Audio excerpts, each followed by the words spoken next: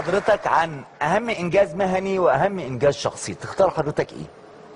اهم انجاز مهني في حياتي هو ما توجهت اليه في بدايه حياتي للتخصص في المسائل البحثيه والعلميه، لاني درست بعمق شديد جدا في اطار تخصصات الهندسه في مجال المواد، وفي الاطار التطبيقي اكثر منه الاطار النظري.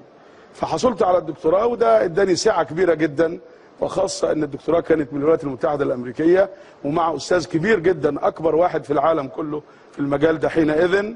وعملت في التدريس وعملت في الصناعه وعملت مستشار للمؤسسه ناسا الامريكيه في اطار محركات سفن الفضاء في مرحله طويله، وابحاث كثيره في هذا الاطار. وعملت في التدريس وعملت في الصناعه وعملت مستشار للمؤسسه ناسا الامريكيه في اطار محركات سفن الفضاء في مرحله طويله، وابحاث كثيره في هذا الاطار الشخصي. لكن عايز اتكلم على ايضا الشخصي. لغط حول هذه المسألة؟ حول هذه المسألة، نعم. فهم خطأ ربما.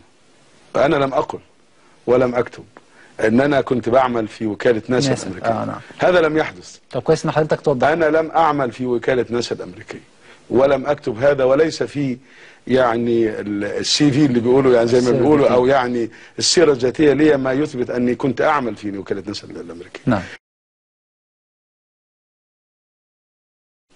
فأنا لم أقل ولم أكتب أن أنا كنت بعمل في وكالة ناسا الأمريكية. نعم. هذا لم يحدث. طب كويس إن حضرتك توضح. أنا لم أعمل في وكالة ناسا الأمريكية ولم أكتب هذا، وليس في يعني السي في اللي بيقولوا، يعني زي ما بيقولوا، أو يعني السيرة الذاتية لي ما يثبت أني كنت أعمل في وكالة ناسا الأمريكية. نعم. أنا كنت أعمل في الجامعة